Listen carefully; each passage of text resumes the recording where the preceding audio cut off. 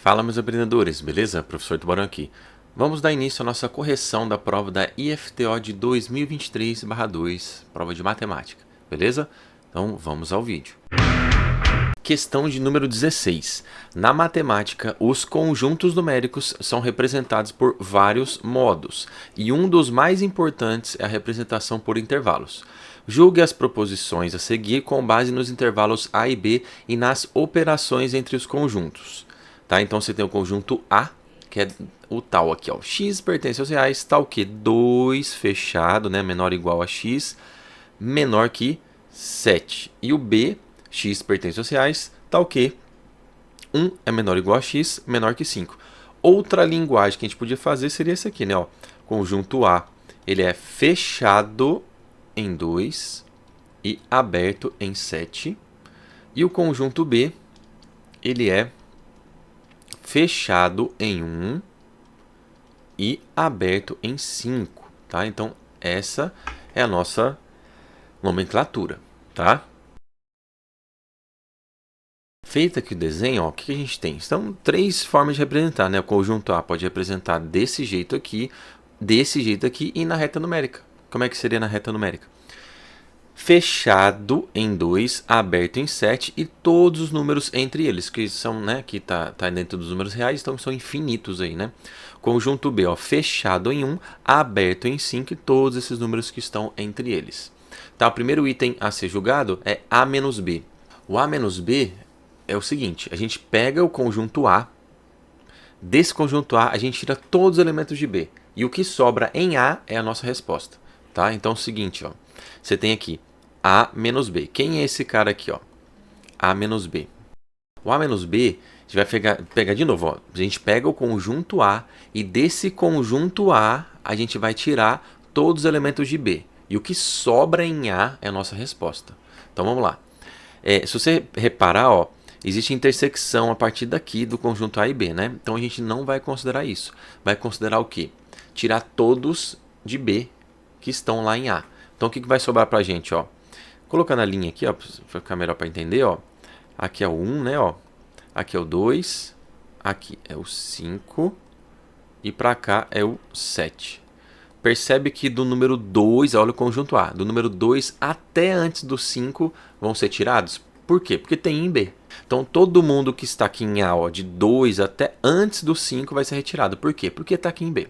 Então o que sobra? Como em B a bolinha está aberta aqui no 5, o 5 então entra. É como se fosse até 4,99999 no conjunto B. Então entra esse 5 aqui e vai até bolinha aberta no 7. Então o que sobra pra gente é isso. Então A menos B resulta em que pra gente? Ó? Fechado em 5 e aberto em 7. Ok? Então ele diz aqui pra gente, A menos B é fechado em 5, aberto em 7. Isso aqui é verdadeiro, certo?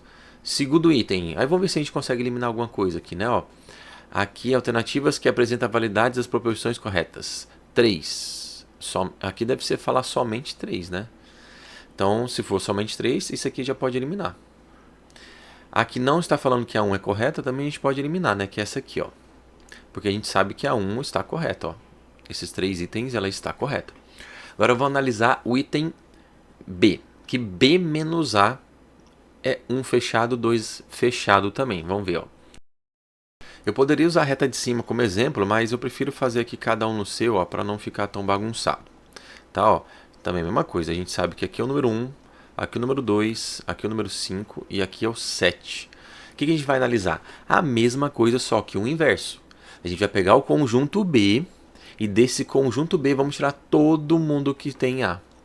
O que sobra em B é a nossa resposta. Então, ó, vamos pegar o conjunto B, olha ele aqui. Desse conjunto B, a gente vai tirar todo mundo que está em A. Ou seja, a gente vai tirar do 2 até antes do 5, né? Ó, pode ver que o 5 está incluso aqui no A, né? Ó, porque é contínuo aqui. Então, o que sobra pra gente? Nada do 2 até o 5 vai ser contado. Ou seja, vai sobrar aqui, ó, o 1 fechadinho. E como o 2, olha aqui, ó, tá fechado, ele foi retirado. Então vai ter que ser o quê? Bolinha aberta aqui, ó. Então o que sobra pra gente? Que B menos A é fechado em 1 e no 2 ele é aberto. Porém, aqui na alternativa ele fala que está fechado. Ou seja, por esse detalhe aqui, ó, né, esta alternativa é falsa. Se essa alternativa é falsa, ele afirma que a 2 aqui está correta e que na letra E afirma que a 2 está correta, certo? Ou seja, já encontramos a nossa resposta. Letra C de cachorro, beleza? Mas, vamos ver, ó, por que a alternativa, a terceira afirmativa é verdadeira? Ela tem que ser, né? Porque é a única alternativa que sobrou aqui, 1 e 3. Por que ela é verdadeira? Porque esse símbolo aqui pra gente, ó, significa intersecção. O que é intersecção? É algo que tem em comum. Então, o que tem em comum nos conjuntos A e B? Vou utilizar aqui mesmo, né? Ó. O que tem em comum é o que está pintado, que a gente está olhando aqui na parte na reta real, é o que está pintado nos dois ao mesmo tempo. Ou seja, a partir daqui, ó, percebe que os dois estão pintados ao mesmo tempo. E vai até onde, ó? Aqui no conjunto A inclui o 5, só que no B, ó, tá bolinha aberta. Então vai antes do 5, ou seja, bolinha aberta. Então tudo isso aqui, ó, está pintado nos dois ao mesmo tempo. Ou seja, em outras palavras, que nossa intersecção, ó, a intersecção B, vai ser quem? O 2 está presente nos dois, então é fechado, ó, fechado no 2. Porém, como no 5, o 5 em B está aberto, a gente tem que considerar ele, né? Ó, então 5 está aberto. Ó. Pode ver que bateu direitinho aqui, né? Então, como havíamos visto, letra C de cachorro, beleza? Questão de número 17. O gráfico a seguir representa o custo total CT em reais de uma empresa em relação à produção de uma bolsa em função da quantidade X produzidas em unidades. Primeiro, se a quantidade produzida de bolsas for zero, então o custo total será nulo. Segundo, o preço de produção de cada bolsa é R$200. Terceiro, o coeficiente angular do custo total em função da quantidade de X produzidas é de 21.000.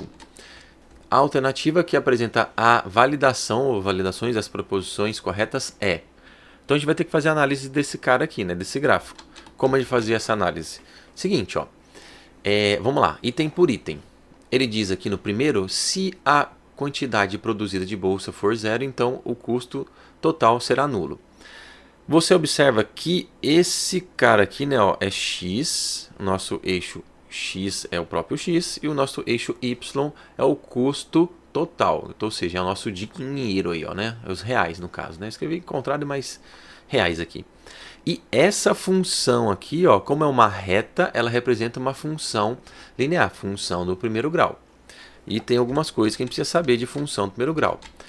Esse cara aqui, ó, vamos colocar aqui, ó, é uma função do primeiro grau, como eu acabei de falar, então é y, mesma coisa que f de x, ele vai ser dado por ax mais b. Beleza, o que tem nisso aí na função do primeiro grau? Esse cara aqui, ó, que é o b, ele é chamado de coeficiente linear. E ele representa o quê? É onde a função ela cruza, vou até colocar aqui, ó, cruza o eixo y. É onde, ó, onde cruza y. Significa isso que a gente já sabe que onde cruza y? Aqui, ó, nesse cara, ó, 21.000. Então a gente sabe quem é ele, é o nosso valor de b. E quem que é b? É o nosso coeficiente linear, ok? Então aqui, outra informação importante, ó, que o a é o nosso coeficiente angular, tá? O que esse coeficiente angular faz? Ele nos dá a inclinação da reta, tá? Significa isso, ó, quando o a ele é positivo, maior que zero, ela está crescendo, esquerda para direita, sobe. Se o nosso a for negativo, né, ou seja, menor que zero, está decrescendo, da esquerda para a direita está descendo. Primeiro, se a quantidade produzida de bolsa for zero, então o custo total será nulo. Isso é mentira, por quê? Ó? Porque nosso custo aqui, ó, nosso X é a quantidade produzida de bolsas, né? Então, se eu fizer zero bolsa, né, X igual a zero, onde é que está? O que eu vou gastar? Eu vou gastar isso aqui. Isso é óbvio, vai ter um custo, né? Sei lá, se eu vou pensar, vai ter a fábrica, vai ter o material, né? material não, vai ter a estrutura para onde eu vou produzir essas bolsas. Então, obviamente, vai ter um custo fixo, que é nossos 21 mil reais aqui. Ou seja, se a quantidade produzida de bolsas for zero, então o custo total será nulo? Falso, né? Letra B. O preço de produção de cada bolsa é de 200 reais. Como é que a gente descobre isso? Sem usar muita estrutura de função, a gente pode fazer o seguinte cálculo bem simples. Aqui, ó. Observe que a gente tem esse ponto. O que significa esse ponto? Que quando você produz 120 bolsas, você tem um custo de 45 mil reais. Existe um custo que a gente acabou de ver, né, na anterior. Se eu fizer 0 bolsas, eu vou ter um custo de 21 mil. Então, se eu fizer 120, eu vou ter um custo de 45 mil. Então, qual que é a diferença entre esses dois valores aqui? Ó? De 21 mil para 45 mil, temos 24 mil reais de diferença, certo? Então, pega o seguinte, 21 mil eu não produzo nada de bolsas. 45 mil eu produzo 120. Então, quer dizer que eu gastei 24 mil reais para produzir 120 bolsas. Então, qual que é o custo de cada bolsa? Então, cada bolsa é dado por 24 mil dividido por 120. Porque 24 mil é o total que eu gastei para fazer 120 bolsas, dividido por 120 bolsas. Ó, corta aqui. 2.400 por 12 vai dar 200 reais. Então, a letra B não. Essa segunda afirmativa, o preço de produção de cada bolsa é 200 reais. Verdadeiro. Isso é uma verdade. Acabamos de provar. E a última coisa que ele pergunta é o seguinte. O coeficiente angular do custo total em função da quantidade de X produzida é de 21 mil. Como eu falei inicialmente, esse 21 mil é quem? É o coeficiente linear. E ele fixou essa ideia do 21 mil com quem? Com o coeficiente angular. Tá correto? Não, porque é coeficiente linear, esses 21 mil. Então, essa alternativa aqui, ó, esse item é falso. Ou seja, somente o 2, né? Ó. Então, somente 2 é letra A de amor. Beleza? Questão de número 18. Numa caixa há 5 bolas brancas, 10 bolas pretas, 5 bolas azuis e 4 bolas verdes. A probabilidade de escolher aleatoriamente uma bola da caixa e ela ser da cor branca ou verde é... Tá, primeiro vamos ver aqui. Quais são o total de bolas aí, ó? O total temos 5 brancas, mais 10 pretas, mais 5 azuis, mais 4 verdes. Totalizando aí, ó, 24 bolinhas. 24 bolas. Certo? Quando eu mexo com probabilidade, tem que lembrar de casos favoráveis dividido por casos totais, tá? Ou total de casos, ou seja, essa fração, essa razão, essa comparação é a definição de probabilidade. Se você dominar isso aqui, né, por interpretação, esses dois caras aqui, ó, apenas essa fórmula faz tudo e qualquer questão sobre probabilidade aí que você vai se deparar. Então, os nossos casos totais é a quantidade de bolinhas que eu tenho, que são 24. Né? Agora, o nosso evento, que são os casos favoráveis. Eu tenho que tirar uma bola branca ou verde. O que seria branca ou verde? Branca eu tenho 5 e verde eu tenho 4. Então, quais são os casos favoráveis? Tirar uma branca, ó, branca ou verde. Eu tenho 5 mais 4, 9 casos, né? Ó, tem 9 casos de tirar o que ele está pedindo, branca ou verde. Ou seja, a probabilidade disso acontecer, ó, probabilidade, quais são os casos favoráveis? 9 casos. Dentre quanto? Dentre 24. Dá para simplificar isso aqui? Dá, ambos simplificam por 3, né? Ó. E 9 por 3 dá 3, 24 por 3 dá 8. E encontramos nossa resposta, não tem como simplificar. E 3... a cada 8, a bolinha é branca ou verde. Nosso caso aí, ó, letra A de amor de novo. Beleza?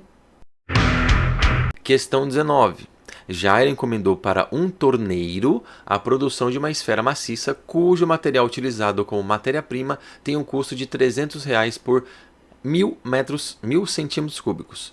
O torneiro disse a Jairo que o preço para produzir será de R$200 de mão de obra mais o material usado para a matéria-prima. Se a esfera tem diâmetro de 20 centímetros, então o preço para produzir em reais é e usar π como 3, certo?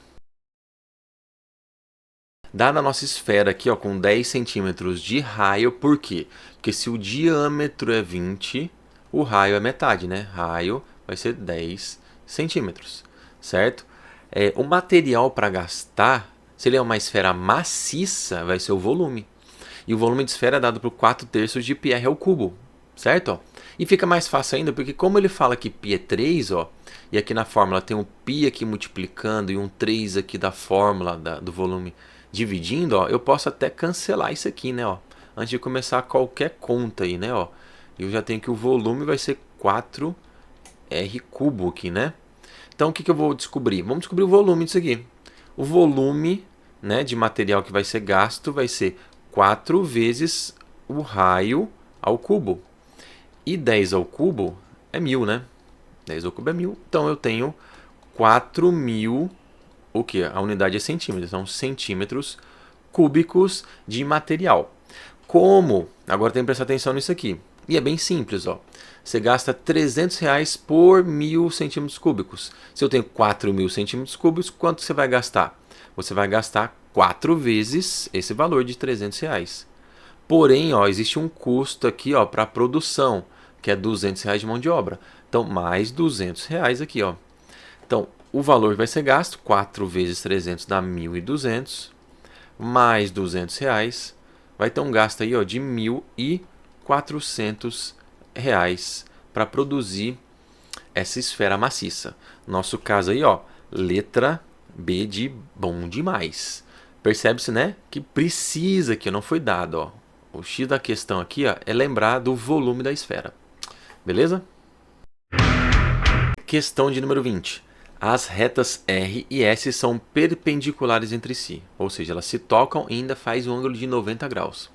A equação reduzida da reta R é de YR igual a menos 2x mais 2 e da reta S é de YS igual a MSX menos 1. A ordenada do ponto de encontros das retas R e S é ordenada é o Y, tá?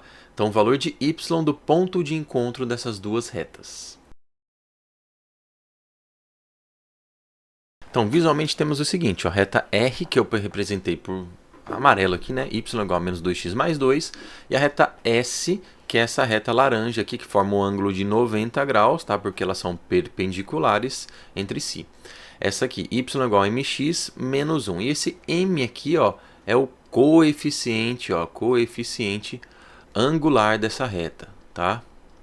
E que a gente tem que saber, lembrar lá de geometria analítica, que quando duas retas são perpendiculares, o produto dos seus coeficientes angulares resulta em menos 1. Em outras palavras aqui, eu tenho que MR vezes MS é igual a menos 1. Esse aqui é a chave da questão aqui, tá? Tem outros jeitos? Até pode ter aqui mais complicados, mas se lembrar disso aqui, ó, que o produto dos coeficientes angulares em retas perpendiculares resulta em menos 1. Então, ó, como eu sei que o coeficiente angular é quem acompanha o x na sua forma reduzida, então temos que MR é o menos 2, né? Ó, MR vai ser esse menos 2, ó, coeficiente angular da reta R, e o coeficiente angular da reta S a gente chamou de M, né? Na questão, né? Então, vezes M resulta em menos 1. Tá multiplicando, passa dividindo, então menos 1 dividido por menos 2. Menos com menos é mais, então temos 1 sobre 2. Em outras palavras, a nossa equação agora da reta S, a gente tem, né? Ó, y vai ser igual ao coeficiente angular, que descobrimos agora que é 1 sobre 2, então é 1 sobre 2, x menos 1, certo? Então, o que eu tenho com essas informações agora? Ele quer saber o ponto de encontro, olha aqui, ó, o ponto de encontro. Então, o que eu vou fazer para descobrir esse ponto de encontro? Vou fazer um sistema, porque o ponto de encontro é quando as duas retas têm o mesmo valor no exato momento, né? O x e y delas são iguais nesse momento, que eu chamei de momento ponto P. Tá? Então, vou fazer um sistema aqui, ó, com as duas equações. Eu tenho que y é igual a 1 sobre 2x menos 1. E da reta R, y é igual a menos 2x mais 2. Certo? Então o que eu vou fazer? Um sistema. Está mais simples aqui porque os dois y estão isolados. Então, se nesse caso os dois valores de x e de y para as duas retas são iguais, então se y é igual a esse negócio, então eu posso igualar a isso. Ou seja, 1 sobre 2x menos 1 é igual a menos 2x mais 2. Certo? Para descomplicar, ó, multiplico isso aqui tudo por 2, tipo tirando o MMC. Aí, meio vezes 2 dá 1, então aqui fica só x. Multiplica todo mundo por 2, ó. Então fica menos 2, aqui vai ficar menos 4x mais 4. Agora só descobrir o valor de x. Esse 4x está negativo, passa positivo, então vou ficar com 5x. Isso vai ser igual a 4 já está lá, e esse 2 passa para lá, positivo. Então temos que 5x é igual a 6, então x vale 6 sobre 5. Mas ele não quer o valor de x, ele quer a ordenada, ou seja, ele quer o valor de y. Então como é que eu vou encontrar o valor de y? Substituindo em qualquer uma dessas duas equações. Tá? Qualquer uma, não tem a melhor ou pior. Vou substituir aqui na de baixo, tá? Ó. Então y vai ser igual a menos 2 vezes x, que a gente acabou de encontrar, ó, que é 6 sobre 5. Então, menos 2 vezes 6 sobre 5, mais, né, mais 2 aqui, né, ó, mais 2. Mais 2. Então, temos que y é igual a menos 2 vezes 6 dá menos 12 sobre 5, mais 2. Macetezinho aqui, ó, só multiplica aqui, ó. 5 vezes 2, 10. 10 com esse menos 12 fica quanto? Fica menos 2. Então isso aqui fica menos 2 sobre 5. Tá? Quanto que é menos 2 sobre 5? Eu sei que isso aí vai dar negativo. E 2 dividido para 5 vai dar 0,4. Né? 0,4. Ou seja, a ordenada do ponto de encontro das retas RS é menos 0,4. Nosso caso aí, ó, letra B de bom demais. Questão de número 21. Qual o número de anagramas da palavra Tocantins que começam com a letra T? Então, tem que prestar atenção que existem repetições aí, né? Ó, a letra T repete aqui, e a letra N, né? Ó, repete aqui e aqui. Certo? Então, não tem mais nenhuma outra repetição. Como é o número de anagramas, a gente vai fazer algumas permutações. Só que tem que prestar atenção no seguinte, que ela começa com T, e o T repete, certo? Então, se eu trocar os dois T de posição, não muda nada. Então, quantas letras tem essa palavra aqui? Ó? Vamos lá. Tocantins. 1, 2, 3, 4, 5, 6, 7, 8, 9. Então, vou fazer 9 risquinhos aqui. Como ele quer que comece por T, ó, a gente tem... Vamos fixar esse T aqui, né? Ó. Eu não vou colocar duas vezes aqui, por quê? Porque o T, ele não... Como o T repete, eu tocar dois T's na mesma posição, ó, tipo assim, ó, tatu. Só para vocês entenderem assim, ó, a palavra tatu, vamos supor. Eu vou inverter esses dois T's aqui, ó, vai ficar qual palavra? Invertendo esses T's. Tatu, né? Mudou alguma coisa? Não, então permutar esses T's me trouxe uma palavra nova? Não, então a gente não coloca o número 2 aqui. Ah, tem dois T's, eu vou colocar o número 2 aqui, né? Das opções. Não, como eu acabei de demonstrar aqui, ó, não vai afetar na quantidade, né? Então, por quê? Porque continua a mesma palavra. Então, se eu coloco... Se tem que começar pela letra T, então temos quantas palavras que restaram para a gente, ó? Quantas podem ficar aqui? Se eu tenho um total de 9, restaram 8. Então, eu posso permutar essas 8. Porém, dentre essas 8, ó, tem o N que repete. Então, eu vou ter que tirar essa repetição. Como é que tira essa repetição? Eu vou dividir por 2 fatorial. Ou a gente pode lembrar, né, ó, de permutação com repetição. Como é que é a permutação com repetição? Permutação com repetição é assim, ó. Você tem permutação de N elementos, ou seja, no nosso caso aqui a quantidade de letras, e esse alfa, beta e teta são as repetições. No nosso caso aqui, a gente tem o quê? A gente tem a permutação, né? Lembrando que começamos com T, já não conta essa letra. Então temos apenas 8 letras para a gente permutar. Então as 8 letras que a gente tem de permutação, a letra N repete 2 vezes. Então é permutação de 8 com repetição de letra N 2 vezes. Como é que ficaria isso? Ó? É permutação do N fatorial, de todas as letras, dividido por 2 fatorial, que a gente retirando essa repetição. Igual que em tatu, né? Ó, a gente vai dividir, né? Aqui são 4 letras, 4 fatorial, dividido por 2 fatorial, porque são 2 letras T que repetem. Então aqui ficaria, ó, 8 fatorial. Então isso aqui não tem o que fazer, né? Porque o 8 vai até o 2, né? Então é só desenvolver os fatoriais aí, ó. Então é 8 vezes 7 vezes 6 vezes 5 vezes 4 vezes 3 vezes 2 fatorial. E esse 2 fatorial aqui embaixo, ó, a gente vai cancelar.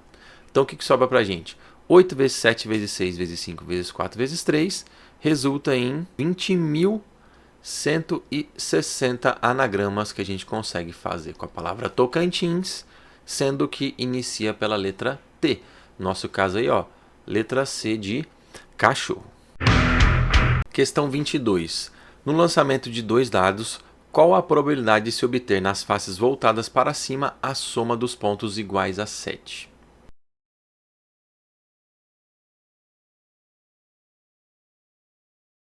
Então, quando você mexe com probabilidade, você vai mexer com casos favoráveis e casos totais. Vamos primeiro aqui nossos casos totais. Os casos totais são tipo assim, você tem 2 dados, então primeiro dado, segundo dado, a gente pode usar o princípio fundamental da contagem, né? Que o primeiro dado eu tenho 6 opções, né? Que é um dado comum, e o segundo dado eu também tenho 6 opções. Então, pelo princípio fundamental da contagem, ó, 6 vezes 6, eu tenho 36 formas de obter somas, né? Ou seja, de obter faces voltadas para cima, né? Nesses 2 dados, 36 formas. E eu fiz esse quadrinho para quê? Porque ele pede a soma dos pontos, né? Então fica mais fácil de observar nesse quadro. Você precisa fazer ele? Não sei, mas fica mais fácil de explicar. Por quê? Porque as diagonais elas têm somas fixas aqui, ó. Por exemplo, ele não pediu essa soma, mas ó, essa aqui, ó, essa diagonal soma quanto? Ó? 2 com 1 dá 3, 1 com 2 dá 3. Por exemplo, essa diagonal aqui, ó, qual que é a soma? 4 com 1, 5, 3 com 2, 5, 2 com 3, 5, 1 com 4, 5. Entende? Então, essas diagonais aí, ó, elas ajudam a gente para fazer as somas. Mas qual soma que ele pediu? Soma 7. Então, vamos ver qual que é o primeiro que dá soma 7. 1 com 6 aqui, né? Ó. Então, é só descer a diagonal dele. Ó. Quantos casos temos soma 7? São esses evidentes aqui e não tem outros, tá? Só são esses. Então, quantos tem? 1, 2, 3, 4, 5, 6. Então, nossa probabilidade é dada por quem? Casos favoráveis são 6 casos que dão, né? Que estão essas bolinhas que dão resultado soma 7, dentre os 36 possíveis. Dividido por 6, né? Que os 2 simplificam por 6. 6 por 6 é 1. 36 por 6 é 6. Então, 1/6 dos casos dão soma 7. Nosso caso aí, ó, letra D de doguinho. Questão de número 23. Uma jovem produz pulseiras para serem vendidas na escola onde estuda. Se considerarmos que ela teve uma despesa de R$ 200 na compra de produtos para sua produção e que cada pulseira é vendida por R$ 2,50, qual deverá ser a quantidade de pulseiras vendidas para que seu lucro seja R$ 400? Ó, essa questão é simples, porque para ter um lucro de R$ 400 gastando 200, então quer dizer que ela tem que receber 600, né? Por quê? Porque se eu recebo 600, aí você vai pensar, poxa, eu gastei R$ 200, então você tira disso, não é seu lucro. Porque você recebe vai ter que ser R$ 600. Então você vai receber R$ 600, só que tem que lembrar que você gastou 200, certo? Então para ela receber, para ter lucro de 400, né? Para ela receber R$ 600 vendendo a 2,50, quantas pulseirinhas ela vendeu? Então, ó, cada pulseira é 2,50, você vendeu X pulseiras. Então, 2,50 vezes X tem que dar quanto? R$ 600. A sua venda tem que ser R$ 600. Por quê? Lembrando que o seu custo foi 200, ou seja, você vai ter um lucro de R$ 400, certo? Então quer dizer que x vai ser 600 dividido para 2,50. E dividindo 600 por 2,50, você obtém 240, que é o número de pulseiras que ela precisa fazer para ter um lucro de R$ 400. Nossa letra C de cachorrinho, beleza? Questão de número 24. A figura 1 a seguir representa o gráfico de uma função quadrática f de x igual a x ao quadrado mais bx mais c, representada num sistema cartesiano ortogonal de coordenadas.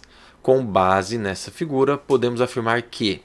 Então isso aqui é só uma análise dos coeficientes a, b e c de uma função quadrática. Vou resumir para vocês aqui bem simples. Tá? O coeficiente a, né, ó, vou colocar até aqui, ó, o coeficiente a, que acompanha x ao quadrado, ele nos diz como é que vai ser a concavidade dessa parábola, certo? E se A for positivo, concavidade para cima, você está sorrindo.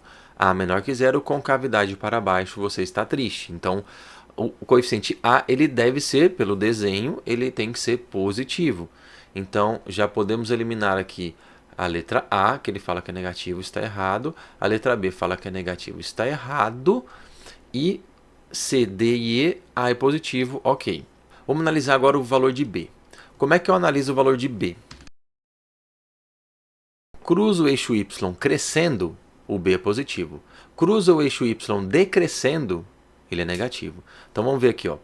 Estamos decrescendo, decrescendo, decrescendo, decrescendo, cruzamos o eixo Y. Então quer dizer que cruzamos o eixo Y com a função decrescendo. Ou seja, sabemos que o B ele vai ser o quê? Menor que zero. Certo? Ó, tá aqui, ó. Crescendo, B positivo. Decrescendo, B negativo. Cruzou decrescendo, B negativo. Então, ele é igual a zero? Não. Ele é menor que zero? Sim. Ele é menor que zero? Sim. Então, temos entre D e E. Falta só essa última aqui, ó. Essa última análise aqui. E esse cara aí, ó, tá disfarçado. Por que ele tá disfarçado? Para quem lembra aí, ó, o delta, ele é dado por b ao quadrado menos 4ac. E o que ele nos diz? O que o delta nos fala aí, ó? Tá, aí eu fiz a análise aqui, ó, com a sendo positivo. Tanto faz, tá? A gente vai analisar só o seguinte, ó. Se o delta ele é positivo, ou seja, maior que zero, ele vai tocar em 2 pontos no eixo x. Se ele é igual a zero, ele vai tocar em apenas um ponto. E se ele é negativo, ele não toca. Voltamos aqui para a nossa análise. Ó. O eixo x, ó, é tocado 2 vezes pelo delta, pela nossa função. Com isso, a gente sabe, por esses 2 toques, que o nosso delta ele é maior que zero. Certo? E se o nosso delta ele é maior que zero, então quer dizer que b ao quadrado menos 4ac, ele vai ser, que é o nosso delta, né? Ele vai ser maior que zero. Então, esse cara aqui está negativo, vai passar positivo, ou seja, b ao quadrado é maior que 4ac. Ou seja, temos que b ao quadrado é maior que 4ac. Então, nosso caso aqui, ó, esse aqui está errado, né? Está falando que é menor. Nosso caso aqui, ó, letra E de eita, questãozinha massa, hein, ó. Questão de número 25. Em um determinado posto de combustível na cidade de Palmas, Tocantins, o valor do litro de gasolina era comercializado por R$ 5,50, passou para R$ 6,05 após um reajuste. Com base nessa informação, podemos concluir que o percentual de reajuste praticado no valor do litro da gasolina foi D. Então aqui uma regra de 3 simples, né? Que você vai fazer o quê? Você vai envolver 2 coisas. O valor e a porcentagem. Bem simples, ó. 5,50 era o valor antigo, que era o nosso 100%. E agora esse 6,5 passa a ser X. Como é que a gente faz? Multiplicação cruzada aqui, ó. Por quê? Porque quanto maior o valor, maior a porcentagem. Ou vice-versa, né? Quanto maior a porcentagem, maior o valor em reais do preço da gasolina. Então, multiplicando cruzado, ó, eu tenho que 5,50 vezes X é igual a 6,05, né? R$6,05 vezes 100. E esse 5,50 está multiplicando, passa dividindo. Então, R$6,05 vezes 100 dividido por 5,50. Fazendo os devidos cálculos, temos que x vai ser 110. Tá, mas vamos traduzir esse cara. Não tem 110 aqui. Por quê? Porque ó, esse cara passou a ser 110 o quê? Por cento, né? Então daqui para cá, ó, de 100 para 110 teve um aumento de 10%, e esse é o aumento percentual desse litro de gasolina. No nosso caso aí, ó, letra B. Meu Deus, não sei se vocês escutaram aí no vídeo, mas deu um raio aqui que chega, eu dei uma travada, né? Enfim, deu um aumento de 10%, alternativa B de bom demais, beleza? Então é isso, pessoal, chegamos a mais uma resolução da prova da IFTO, nesse caso de 2023/2.